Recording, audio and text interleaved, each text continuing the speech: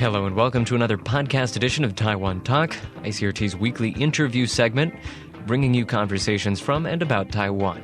I'm Keith Manconi, joined this week by Taipei Times features writer Han Cheung. Han, welcome to the show. Thanks for having me here again. And of course, we have Han back on, as we do each month, to bring us more bits of Taiwan history from his column, Taiwan in Time. Just to recap for listeners that are new to this segment, although you shouldn't be because we've been doing it for a number of months now, Taiwan in Time is his weekly column that brings to the fore Taiwan historical events. Comes out on Sunday, so he covers one event that came out during the following calendar week. This month, we're going to be recapping Han's articles from the month of September. So we've got 4 stories that all occurred during some September in Taiwan. Way back when? Well, actually this month, none of them are too far back. We're dealing with relatively recent history. But before we get to any of that, we got some music to play.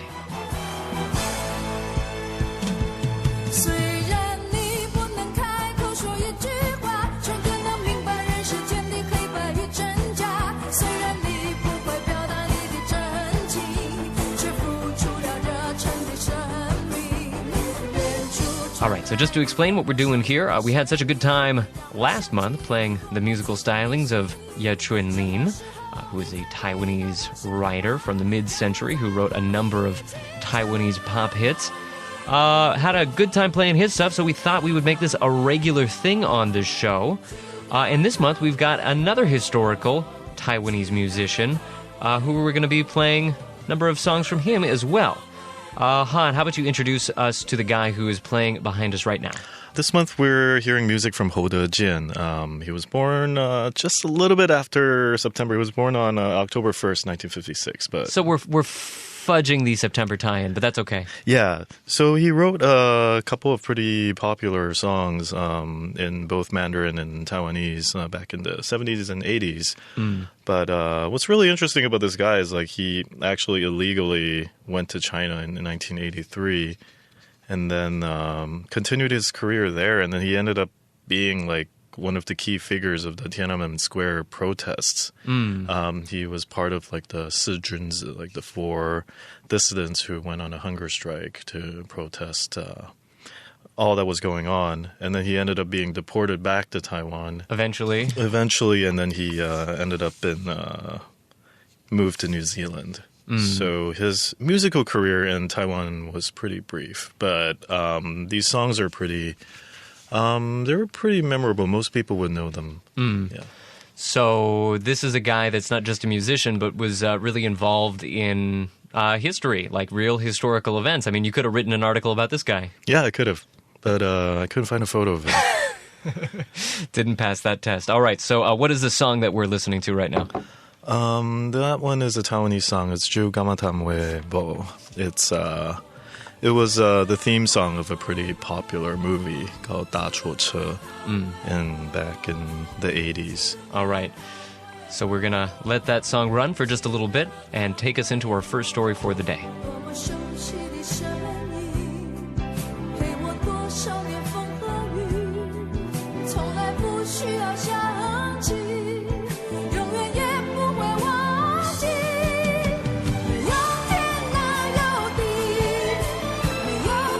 All right, we're going to roll right into your first article for the month of September. This is for the week of September 5th to September 11th. And in this case, we are talking about a prestigious jurist who has the distinction of being Taiwan's first female Grand Justice. And the historical tie-in here is on September 5th, 1973, a U.S.-based group called World Peace Through Law Center recognized her kind of for her lifetime achievement in this role. So let's start before 1973, though. She kind of had a storied rise, interesting backstory. So let's just start with where it all began for this individual by the name of Cheung Lan. So Zhang Jinglan, she started her law career in China. Actually, she was the only female in her graduating class in Northwest University in Xi'an, And then she worked as a judge for a while, and then, the Chinese Civil War broke out, and she came to Taiwan with the nationalists. And right after she arrived in Taiwan, she started breaking a lot of gender barriers, like from the beginning. Like in 1948, she was Taiwan's first female presiding judge of an appellate court at the Taiwan High Court's Tainan Branch Court.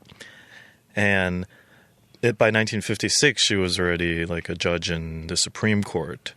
And later, she was there. After 10 years of serving in the Supreme Court, she was named as one of the 15 Grand Justices of the Constitutional Court, where they interpret the Constitution and national laws, and they have the power to impeach the president, and basically they would do the research and make sure like this was according to the Constitution or to the law. So wielding real power. Mm-hmm.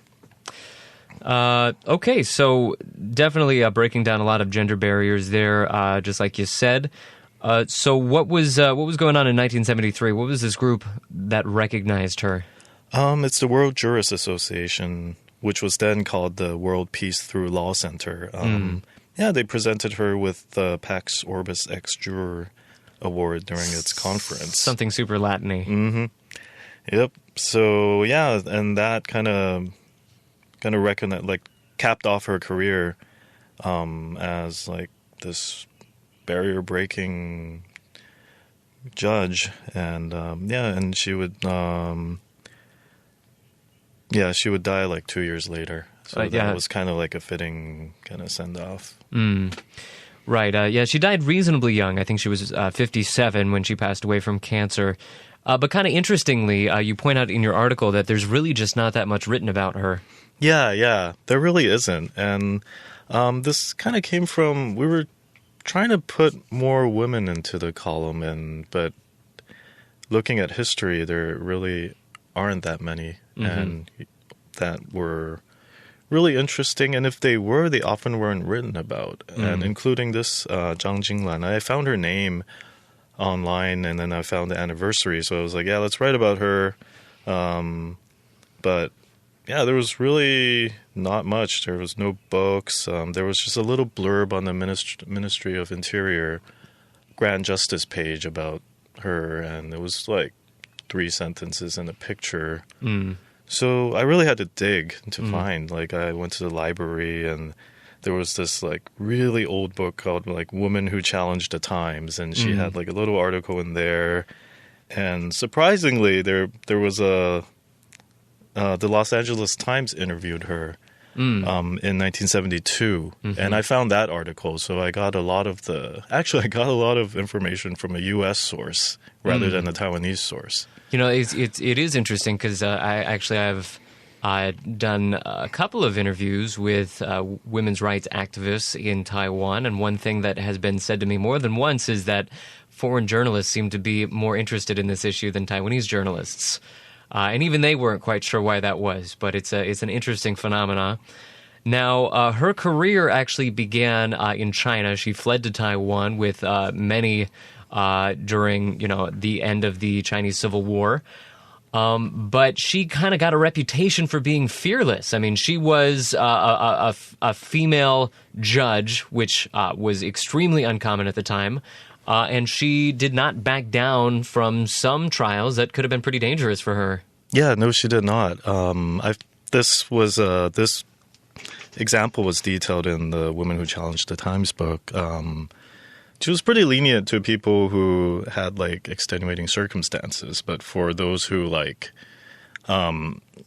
had solid evidence of their crime, she would just like have them executed, and she often presided over the execution. And there was one case where there was a kidnapping case, and it involved like a criminal, like a really notorious criminal, and no judge would dare touch the case, and she took it on. And they wouldn't touch it because they were afraid of like mob reprisals. Yeah. And she did get threatened from the criminal's associates like repeatedly, but she still like sentenced him to death, and she presided over the execution. And this is where we get this phrase, a tiger not afraid of jackals. Yeah, because that's what Lu Shenfang writes in the book. They had no idea that even though she was a young woman, she was a true tiger who was not afraid of jackals. It's a great characterization. Would that we could all warrant such high praise. So yeah, she goes on to a fairly illustrious career, quite a fearless career. And then another interesting thing is, we might think she must have faced so many challenges because of her gender, so much stereotyping or glass ceilings or however we might put it. But she said, and maybe she was just putting a brave face on, but she said in interviews that no, she really didn't face much of anything. Yeah, she actually, because the Los Angeles Times reporter asked her about discrimination, and she said, quote, "I've had complete respect from men, even when I started at the age of 23. If I had any problems, I wouldn't have kept at it for 30 years. So, I mean, being like the only woman in the field, like there must be a lot of struggle, but so we don't know if she's just putting on like a brave face or really she was that strong of a character that... Yeah. Hard to say. Now, one thing that you do point out in your article is that as, one of the top judges in Taiwan, she manages to predate the U.S., breaking that gender barrier with Sandra Day O'Connor in the 1980s by a number of years. And then maybe just bringing this story up to the politics of this year. Of course, Taiwan has broken another barrier this year with the election of Tsai Ing-wen, also once again beating the U.S. to the punch, breaking that gender barrier. So it's kind of interesting. I mean, it's sort of hard to put your finger on exactly how Taiwanese culture treats women in power as opposed to, countries in other parts of the world, in the Western world, or even in other Asian countries.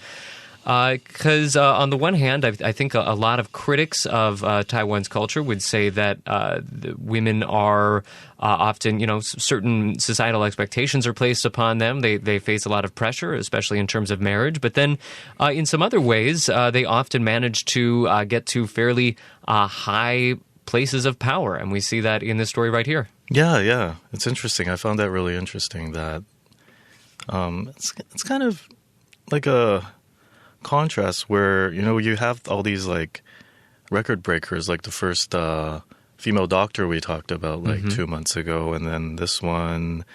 But it was still like a pretty male-dominated society. And it was also surprising that there really wasn't much about this person. So it's kind of like, I don't really know what the difference is. Like, it's definitely more of a, like you said, like women have more pressure on them and it's more like it's been a more male-dominated society. But we've always had these like firsts that are faster than the U.S. where you think it would be the other way around. But at the same time, like, for example, like Zhang Jinglan, there was no record. I don't know if many people even remember there was this person. So even there where, you have an example of a breakthrough success, the probably overemphasis on male achievement, we see that again, even in that instance. All right, so we're going to wrap up that story right there so we can have time to get onto the others. But before we get to the next story, I hear some more music coming up behind us. So what are we going to be listening to take us to story number 2? This song is 捉泥鳅. It's going to catch mudfish. So, yeah. Delicious mudfish. So it was kind of written as kind of like a folk song back then, but I think over time it's been like more of a popular children's song where this kid asks his older brother to bring him to catch some mudfish. All right. And the rendition that we're playing right here is the KTV rendition I'm picking up on? Yeah, it is. All right. So playing us to the second story, we've got 捉泥鳅 by Ho De Jian. 天天我等着你，等着你捉泥鳅。大哥哥好不好？咱们去捉泥鳅。小牛的哥哥带着他捉泥鳅。大哥哥好不好？咱们去捉泥鳅。 And on to your second story for the week. This one titled Freedom of the Press, China Style. This is for the second week of September, between September 12th and September 18th. And we're talking about 2 reporters that visited China very shortly after the lifting of martial law in Taiwan in 1987. And they made that trip on September 14th. Yeah. So this article is about two reporters, Independence Evening Post reporters Li Yongde and Xu Lu. And they were the first Taiwanese reporters to set foot in China. And they kind of did it in a slightly illegal way because back then it wasn't really authorized yet. They were still trying to figure out like the details on how people who had relatives in China could go visit them. And so that was about to happen. And the editor of this president and editor of this paper decided to, well, we'll send them there to kind of pave the way and see what it's really like. And so just bending the rules just a little bit to get the scoop. Yeah. So they actually they flew to Tokyo first. And then in Tokyo, they got the China visa and then they just went there and without permission from the Taiwanese government. Who needs permission? No. Who needs permission? So kind of the idea behind this whole trip, and you bring this up in your article, is that, of course, China was being covered by many quote-unquote foreign journalists, journalists working for, Reuters, AP, whatever. But until this time, there was literally nobody from Taiwan with a reporting credential in China. Yeah, there wasn't. So they didn't want to just keep reading stuff from a foreign perspective, because Taiwan's relationship with China obviously is different from like the U.S. and China. So he kind of wanted to address that. And also back then, all people really knew about China was government propaganda, like how, this propaganda is both sides, like how the people in China were suffering under the rule of the evil communists and life was horrible for them. And so that was like a lot of they kind of wanted to like break this kind of propaganda and kind of see what, understand and see what China really is like under the communists. So that was like kind of two of their goals of doing this. And when they got there, what exactly did they find? I mean, did they break those perceptions? Yeah, they did. They said they noticed that the standard of living was still, behind Taiwan, but they also noticed that there were a lot of like reform attempts and, the Cultural Revolution and all that stuff was over and people were actually not that unhappy about, and it wasn't as bad as, like the propaganda made it out to be. And they did see that things were starting to change. And but the interesting thing was their trip was pretty monitored. Like they had people follow them all around, and they couldn't like schedule interviews on their own. Like the receptionist of the hotel would kind of like screen their phone calls and make sure it was okay, and then their host had to accompany them to every interview and everywhere they go, and they noticed like people following them around all the time. So yeah, it was pretty monitored. So they kind of felt like they only got like a cursory look at China, but it was a good beginning. So the very first glimpse of China by real reporters, those once again being Li Yongde and Xu Lu. But when they got back, these two reporters, they kind of got in trouble. Yeah, they did. For all their hard work, for, being the intrepid reporters, doing the hard work of getting to the place, getting the story. They got punished for that. Yeah, they did, because they got back on September 27th, and yeah, the government banned the newspaper for sending any reporters anywhere for 2 years, and then arrested the president and the two reporters for forgery of public documents because they were claiming they were only going to Japan. So they were all acquitted eventually. Like after the court case went on for like a year or so, but that was kind of like the fact that they were acquitted. That was kind of like an indication that martial law was over, and it was like a sign that things were starting to change. And because if this was martial law, this would be like a really serious issue. So it kind of like signifies like the change, like the change of times and the relationship with China kind of starting to thaw. Right, and just kind of getting back to the significance of this, I mean, I'm kind of interested by that idea that, there were a lot of reporters in China, but none of them were Taiwanese, and these Taiwanese reporters, were bringing a very different perspective to their reporting work.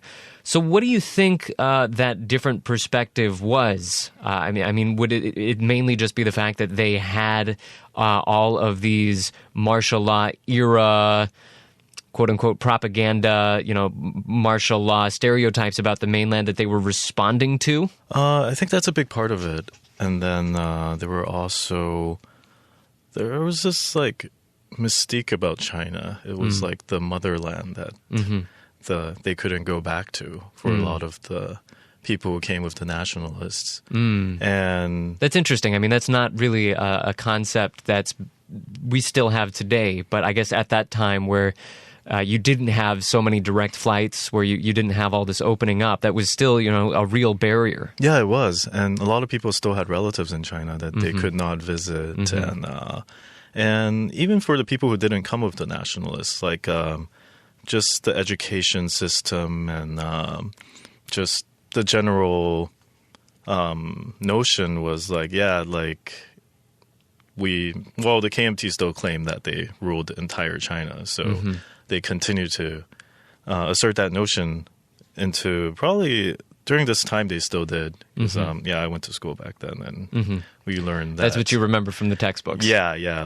We learned about China. So you would read about China in the textbooks, and like when they said 我国, like my country, that would be China, and Taiwan was just part of it.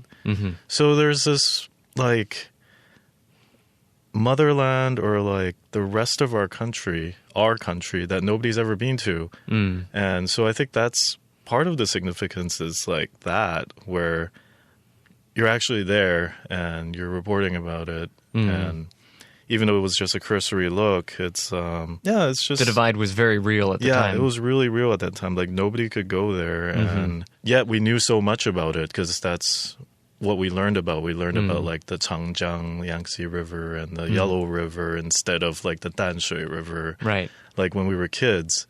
So I think, like having someone actually go there and see this place was pretty, was probably pretty groundbreaking, or like kind of impacted a lot of people back then. All right, so we were talking about their freedom of the press, China style. We're going to round that out right there and go to our third song for the show today. What are we listening to here? We were listening to 龙的传人. So it's like the heir of the dragon. And this kind of ties into what we were just talking about. It really does, yeah. Because it sings about China and how all people of Chinese ethnicity are the descendants of the dragon. And this was written in a time when you were supposed to see China as the motherland. So 70s, 80s. Yeah, like regardless of whether you actually came with the nationalists or if you've always been in Taiwan, we were supposed to see China as the motherland. So that kind of ties into what we were just talking about. All right, so once again, this is 龙的传人 by Ho De Jian to take us into the third story.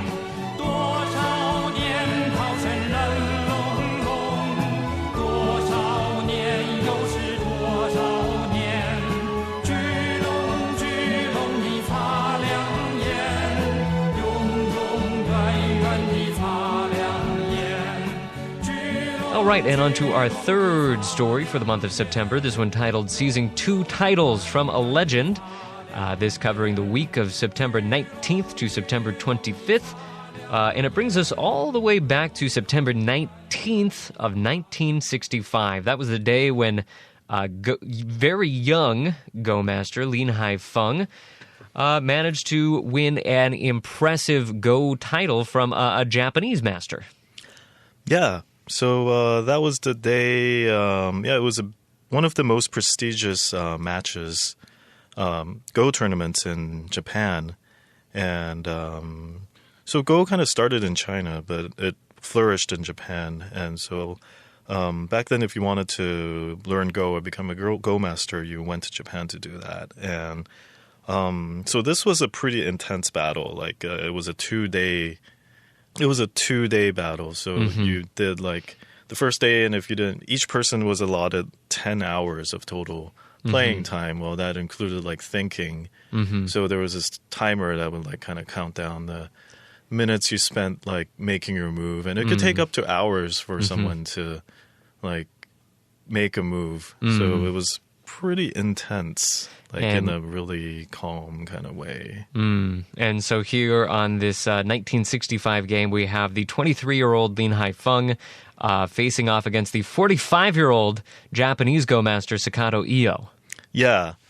And Sakata Io, before that, he was the first one to have 2 of the 3 prestigious Japanese Go titles, which was the Meijin, and the other one was the Hoinbo. So this was the Meijin, and Lin Haifeng, he was kind of Go prodigy in Taiwan, but he was still like up and coming back then, and nobody thought he could really win, and nobody even thought there could be a Meijin under the age of 30. And he defeated Sakata, and Sakata actually exhausted 9 hours and 59 minutes of his playing time. And but Lin made history. And what was interesting was this made the headlines of all the Japanese newspapers. Like so this 23-year-old kid beats the grandmaster.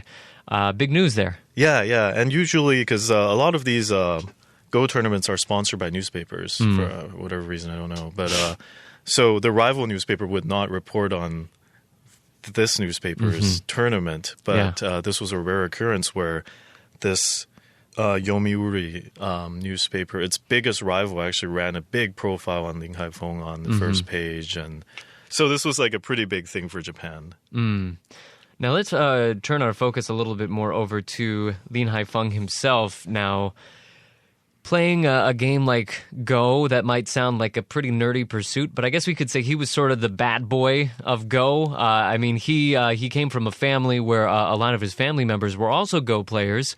But he was something of a delinquent among nerds. Yeah. I think, would that be fair to say? Yeah, you could say that. Like, funny thing was his father and older brother were like huge Go enthusiasts. So he was kind of influenced by them, but they weren't very good. But Lin was not like that. Lin didn't have that kind of like passion for the game, but he was so good at it that so his father like kept pushing him. Like he writes in this, his father told, like, after he won like a big tournament in Taipei, his father was like, like sometimes I have to bribe him with money to like get him to practice. So he was great at the game, but he didn't enjoy it that much. Yeah, it didn't seem like it, but he first came to fame when he like entered this national Go competition in Taipei at like 9 years old and beat like someone 3 times his age by like a huge margin. So the Central Daily News. Yeah, so actually, even in Taiwan, the tournaments are sponsored by newspapers. But anyway, the Central Daily News sponsored this thing, and they had a big feature on Lin, and so that's what first brought him to fame. And then like all these people came to challenge him, and he even defeated the Minister of Education. Well, that's embarrassing. Yeah. How do you get respected by the kids in school after you get defeated by a little kid? Yeah, like a 10-year-old. Okay, so he eventually goes on to Japan, where he gets a Go master who kind of takes him under his wing. But he even in Japan, even though he's there specifically to study Go, he kind of carries on his wanton ways. Yeah, so it's said that first he was in Kyoto and Osaka, and he was like studying. His Japanese wasn't good enough, so he was in a Chinese school. But then later he moved to Tokyo, and so he could be part of the Japan Go Association, which is the most prestigious one. But then he would just often like skip school, and Tokyo is just too much fun. Yeah, and he would just like skip classes. He wouldn't go. He would stay out all night, and there was a lot of like behavioral problems. and he wasn't doing that great with his grades or with his Go progress. So actually, his family like took him back to Kyoto, and he kind of like corrected his path there. Kyoto is the place where you can cool your heels and become a respectable young man. Mm-hmm. I don't know. I was just in Kyoto. There's definitely plenty of temptations in Kyoto too. But anyway, neither here nor there. So he goes on to have quite an illustrious career, as you write in this article, and he gets his master, who is in Japan but is from China. Works with him for a number of years, and even his assessment of the guy is this guy has a lot of talent, but he just doesn't really take things that seriously. Yeah. So this master Wu Qingyuan, even in this book he released in 2003, that's when like Lin already like had this great career, like broke a lot of records, and but Wu still writes in the book that Lin could have done much more with his career, and said that he wasn't as hardworking as he was, even though Wu admits that Lin's talent was above his own. So who knows? Like on paper, Lin has had like this impressive career, but could have been even more. Maybe it could have been even more. Although we should say that just last year he broke another record. Yeah, he became the second Go player to reach 1,400 wins last August. So he's continuing to rack up these accolades, but I guess his teacher still thinks he could have done more. All right, so Lin Haifeng, even in 2015, racking up awards. If it's possible to be a bad boy of Go, I guess he would be the bad boy of Go. Now, maybe you would have more of a feel for this than I do. I definitely don't see too many people whipping out the Go set in Taiwan. Is this a more popular game here? Probably not. I think it's not as popular as like Shangqi or like other. Just probably because of how complex the game is. It's like it's really more of an abstract strategy game instead of, like this piece goes there. Like this is all the same pieces, and then you have to figure out different things to do with it. And I don't know. Like my father plays it I think once a month with his friend, but that's about it. That's about it that I personally have seen anybody play Go. And I mean, I tried when I was little, and it didn't really go anywhere. So unfortunately, Lin Haifeng did not manage to popularize the game here in Taiwan, I guess. All right, so we're going to round that one out right there and move to our final song to take us into our final story. And what is that final song? This song is also a Hou Dejin hit. It's called 归去来兮. All right, so 归去来兮 to take us into our final story.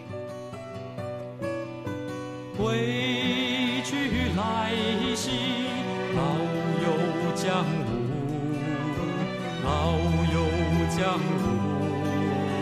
去便不堪回首满家的可恨，握紧双手呀，紧紧地握，让我真挚的手臂温暖你的手，大声地哭呀，静静地哭，让我思念的热泪活捉你的泪，你的泪。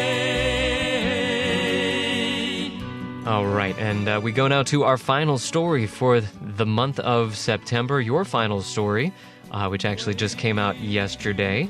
This one covering this week all the way up to October 2nd, and we're going to be talking about Peter Huang. And in talking about Peter Huang, we are very much leaving the genteel world of Go games, tabletop board games, Grand Masters, and strategy and all that, and into the much less genteel world of attempted assassination. So the calendar tie-in right here is Peter Huang's birthday is actually this Sunday on October 2nd, all the way back in 1937. Tell us a little bit about Peter Huang. So Peter Huang's an interesting figure because he tried to kill Jiang Jingguo, who was the son of the president at the time. And later he became, because of the shift in political climate, he actually turned into like this human rights champion, and he even was like the human rights advisor for Chen Shui-bian, like the then president, at one point, and he was even like honored by his National Zhengzhi University as like an outstanding alumnus for his work in human rights. So this assassination attempt was in 1970. So basically, in the course of 30 years, he goes from the attempted assassin of the son of a president to an advisor to a president of Taiwan. yeah, and it's kind of So let's just go into how it starts. So he goes to study abroad. He studies sociology at the University of Pittsburgh in 1964. And back then in the U.S., there was a lot going on. There was the civil rights, there was the women's rights movement, Vietnam War protests. So he actually he joined all of that. He was like active in, he was actually like active like anti-Vietnam War like protester. And so that's where he compares that to Taiwan. Taiwan was like, he calls it, like sarcastically calls it like super stable country under the one-party dictatorship. Right. It's less messy than, having presidential elections every 4 years. It's pretty simple. You know who's going to be the face of the presidency in any given year. Right. And then like it was Chiang Kai-shek then, and everybody knew that Jiang Jingguo, his son, would succeed him. So he called that like, super stable compared to what was going on in the States. Like people were like angry and there was a lot of social change. So he was kind of awakened by that. And then he met these people who were pro-Taiwanese independence. So that kind of started his another awakening about his home country. Right. So he gets involved with these sorts of groups, and they get radical pretty fast, and they begin to discuss the possibility of assassinating Jiang Jingguo, who is making trips to the U.S. Yeah. So actually, it's kind of surprising how this quickly is just turned into like, oh yeah, let's kill this guy, and then they actually carry through with it, and it's his brother-in-law and his sister and this other guy that are like actually plotting this whole thing. And he was the only one without family, like a wife and children. So he was like, I'll do it. And so it actually... He got pretty close. Yeah, he got pretty close. And then this happens, and there was talk about Jiang Jingguo visiting the U.S. in 1970. So they actually go to the airport and observe him and then follow him to the hotel. And then 3 days later, he actually, as Jiang Jingguo is about to enter his hotel, he fires a shot. He gets really close and fires a shot. And he insists on doing this like really close and up close and personal to really make a statement. So he could have used a sniper rifle, or they could have hired like someone else to do it. But he wanted a regular Taiwanese person to do it. So it was... He wanted the world to know, basically, that this is a Taiwanese person who is rejecting this regime. Yeah. So it was like a political statement in addition to trying to, like, an assassination. But he failed. A policeman caught him at the last minute and knocked his arm, and the bullet missed, and then he fired another shot, and Jiang Jingguo had already entered the building. So a very near miss right there. Now, it's kind of interesting the way that these guys thought about this assassination attempt, because they didn't even think that, this one bullet, this one man would necessarily take down the KMT. But it was more, like you said, it was more about sending the signal that native Taiwanese rejected this regime. Yeah, because back then, I think the U.S. was still allied with Taiwan. So the U.S. And he talks about this. He's like, the U.S. Always calls for like democracy and freedom, but they support all these like dictatorships around the world, and Taiwan's one of them. And he compares that to kind of he does not think that the getting rid of Jiang Jingguo would like destroy the KMT, but he said there would be power struggles that would disturb. He wanted some breathing space and maybe opening up some possibilities for change. And he wanted to send a message to the world. So let's move to part 2 of this story, in which Peter Huang. Basically, I mean, he gets arrested in the United States. He flees his bail. He's on the run for a very long time. Eventually, he makes it back to Taiwan years and years later, and he essentially has outlasted the statute of limitations, and he just gets a slap on the wrist. Yeah. So in 1996, he returns to Taiwan, and by that time they couldn't really do anything about what he did, but they did put him in jail for 4 months for illegally entering the country because he kind of secretly snuck back. So that's all he got, and then he's been act like a human rights activist since. He's served as director for Taiwan Association of Human Rights. He led like Amnesty International and also served on the Peacetime Foundation for Taiwan. And he was even appointed the National Policy Advisor on Human Rights for Cheung, like I mentioned earlier. And I think the big outrage came when he was honored by his Cheung University, where he studied journalism, as like an outstanding alumni. And right. A lot of people were like, no, like a crime is a crime. Nothing can justify trying to kill someone, even though it might be for what he thought was a good cause, but he still tried to kill someone. Right. But I think Cheung University saw him as this like important human rights fighter and honored him for like not for trying to kill Jiang Jingguo, but like kind of all the human rights work he's done in the past 20 years since he's been back in Taiwan. So that was a lot of controversy, and it's interesting to see how the fortunes of the Jiang family and how they're perceived changed drastically. And then this guy who tried to kill them, and they kind of just switch places almost. So it's interesting how like just 30 years and a change in political climate could change someone's reputation and fortune that much. 陪我多少年风和雨，从来不需要想起，永远也不会忘记。没有天哪有地，没有地哪。 All right, and that is just about going to do it for our 4 stories for the month of September. Now, kind of interesting to me that this month you really chose stories that focused on individuals that were kind of on a journey. I mean, in the first one, we have the first female Grand Justice. That's one individual with a very interesting life story. Then we have, I guess, 2 individuals who were the first to report from China to Taiwan.